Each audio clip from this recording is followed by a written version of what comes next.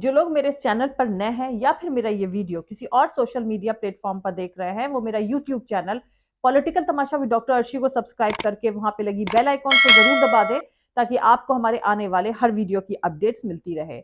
और दोस्तों, अगर आपको हमारा काम पसंद आता है, हमारे वीडियोस पसंद आते हैं, तो www.patreon.com/dr अर्शी खान पर जाकर डोनेट करके आप हमारे काम को सपोर्ट कर सकते हैं। तो चलिए आज के सियासी तमाशे के सफर पर नजर डालते हैं।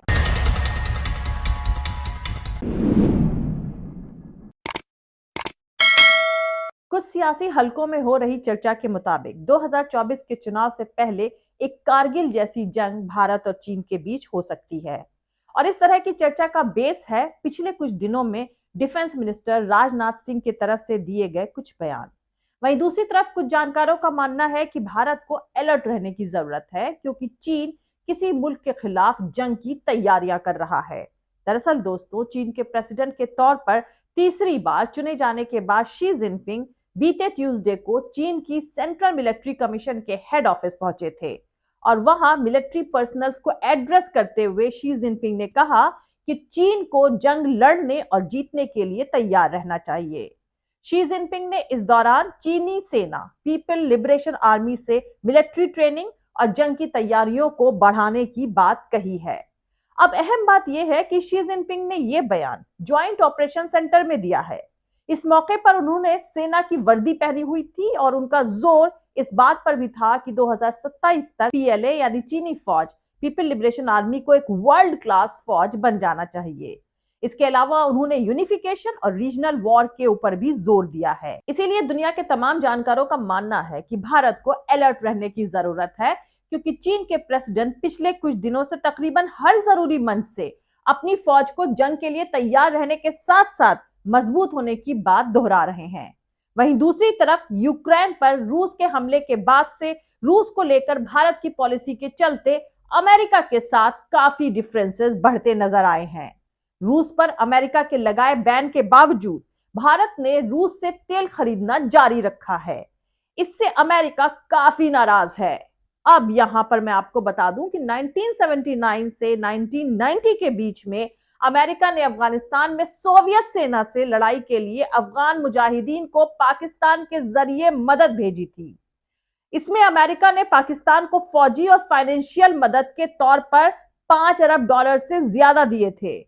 कई जानकार ये भी कहते हैं कि उस दौरान अमेरिका ने पाकिस्तान को अरबों डॉलर की ऐसी रकम भी भेजी थी जिसका कोई हिसाब किताब नहीं है। उस दौर में अमेरिका से मिलने वाली ज्यादातर फौजी मदद में पाकिस्तान को F-16 लड़ाकू विमान समेत कई हाई टेक्नोलॉजी के फौजी साजो सामान आसानी से मिलते रहे।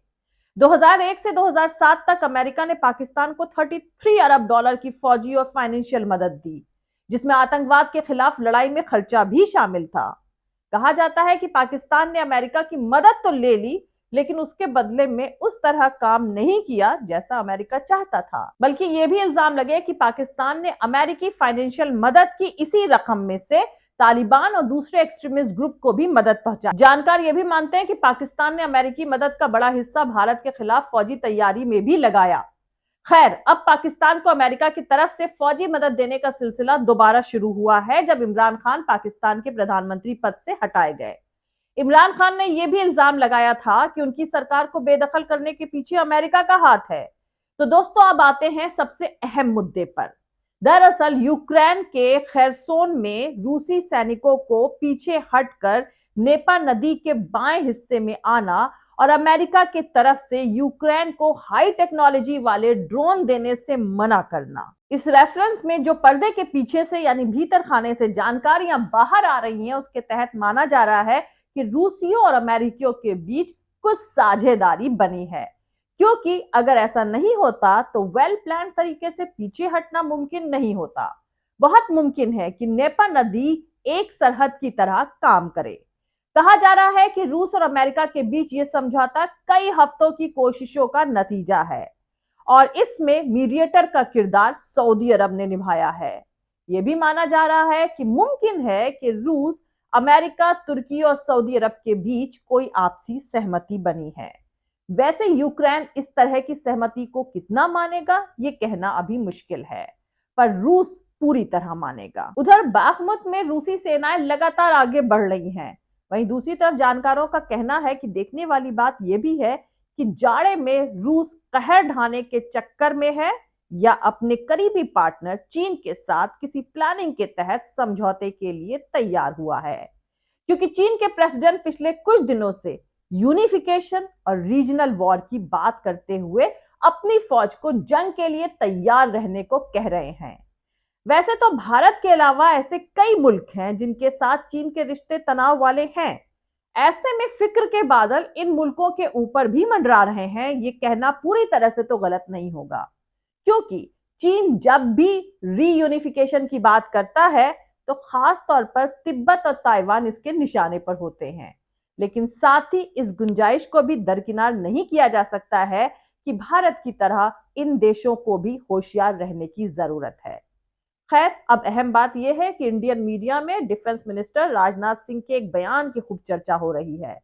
खास तौर पर इसे चीन के प्रेसिडेंट शी जिनपिंग के दिए उस बयान से जोड़कर देखा जा रहा है जो उन्होंने बीते 8 नवंबर को सेंट्रल मिलिट्री कमीशन के हेड ऑफिस में दिया था, यानी वही चीनी फौज को जंग के लिए तैयार रहने वाला बयान। दरअसल दोस्तों, डिफेंस मिनिस्टर राजनाथ सिंह ने दिल्ली में मिलिट्री कमांडर सम्मेलन को एड्रेस करते हुए कहा है कि भारत एक अमन पसंद मुल्क है जिसने कभी किसी मुल्क को ठेस पहुंचाने की कोशिश नहीं करी है। लेकिन अगर भारत के अमन चैन को भंग करने की कोई कोशिश करी जाती है तो उसका मुंह तोड़ जवाब दिया जाएगा। दोस्तों, वैसे तो इस वक्त दुनिया के कई मुल्क फिलहाल अपनी सिक्योरिटी को लेकर चुनौतियों का सामना कर रहे हैं। इसीलिए अपनी फौज को तैयार रहने के लिए जोश दिलाना एक नॉर्मल बात भी हो सकती है, चाहे आप चीन के पर्सपेक्टिव से इसे देखें या भारत के। लेकिन कुछ जानकारों का मानना है कि भारत के डिफेंस मिनिस्टर राजनाथ सिंह और चीन के प्रेसिडेंट शी जिनपिंग के बयानों को जोड़कर देखा जा सकता है। तो वहीं दूसरी तरफ कुछ जानकारों का यह भी कहना है कि राजनाथ सिंह और शी जिनपिंग के बयान को जोड़कर नहीं देखना चाहिए। वैसे दोस्तों, हकीकत समझने के लिए थोड़ा पीछे चलते हैं तो आपको बता दूं कि फरवरी 2022 में म्यूनिक सिक्योरिटी समिट के दौरान फॉरेन मिनिस्टर एस जयशंकर ने कहा था कि चीन के सरहद समझौतों के वायलेशन के बाद भारत और चीन के रिश्ते सबसे मुश्किल दौर से गुजर रहे हैं। वहीं सितंबर महीने की शुरुआत में दोनों देशों के कमांडरों के बीच 16वें दौर की बातचीत के बाद भी दोनों देशों की फौज के बीच डेडलॉक खत्म होने का नाम नहीं ले रहा है। वहीं दूसरी तरफ चीन की कम्युनिस्ट पार्टी की 20वीं नेशनल कांग्रेस के दौरान चीन के प्रेसिडेंट शी जिनपिंग को जब तीसरे कार्यकाल के लिए पार्टी का नेता चुना गया था तो प्रधानमंत्री नरेंद्र मोदी को छोड़कर दुनिया भर के नेताओं ने उन्हें बधाई दी थी। वहीं सितंबर के महीने में समरकंद में हुई एससीओ की बैठक में पीएम मोदी और शी जिनपिंग गलवान झगड़े के बाद पहली बार आमने सामने थे। कयास लगाए जा रहे थे कि दोनों के बीच बातचीत हो सकती है, पर दोनों नेताओं ने एक दूसरे से नजरें तक नहीं मिलाई। वैसे दोस्तों, भारत के अलावा ऐसे कई पड़ोसी मुल्क हैं जिनके साथ चीन का कोई ना कोई रीजनल झगड़ा है। इसमें Philippines, Indonesia, Vietnam, Japan, south Korea, north Korea, Singapore, Nepal, Bhutan, Myanmar, Malaysia, Brunei, Laos, Mongolia और तिब्बत शामिल है। इसमें ताइवान भी है जो खुद को अलग और आजाद मुल्क मानता है। वहीं चीन का मानना है कि ताइवान उसका हिस्सा है, उसे चीन में शामिल होना चाहिए। Bharat, Nepal, Bhutan, Laos, Mongolia, Myanmar और तिब्बत के साथ जहां चीन का सरहदी झगड़ा है, वहीं बाकी मुल्कों के साथ साउथ चाइना सी में समुद्री झगड़ा है। तो आपको बता दूं कि साउथ चाइना सी में तकरीबन 250 छोटे बड़े आइलैंड्स हैं। ये इलाका इंडियन ओशन और पैसिफिक ओशन के बीच है और चीन, Taiwan, Vietnam, Malaysia, Indonesia, Brunei और फिलीपींस से घिरा हुआ है। इस इलाके को चीन अपना कहता है और एक बेहद एम्बिशियस प्रोजेक्ट के तहत यहां वो आर्टिफिशियल आइलैंड बना रहा है। वहीं अमूमन सभी दूसरे मुल्क इसके किसी न किसी हिस्से को अपना कहते हैं। और अब रूस यूक्रेन जंग के बीच अमेरिका और वेस्टर्न कंट्रीज के साथ भी चीन के रिश्ते तल्ख हुए हैं। अमेरिका और ब्रिटेन दोनों ही मुल्क चीन को बड़ा खतरा बता चुके हैं, लेकिन अब जो पर्दे के पीछे से यानी भीतर खाने से जानकारियां बाहर आ रही हैं, उसके तहत माना जा रहा है कि रूसियों और अमेरिकियों के बीच कुछ साझेदारी बनी है। क्योंकि अगर ऐसा नहीं होता तो वेल प्लान तरीके से रूस ने अपने सैनिकों को कब्जे वाले अहम शहर खरसान से पीछे हटने का हुक्म नहीं दिया होता। यूक्रेन में ये पुतिन की नई चाल है जिसमें चीन भी शामिल हो, इस पॉसिबिलिटी से इनकार नहीं किया जा सकता है।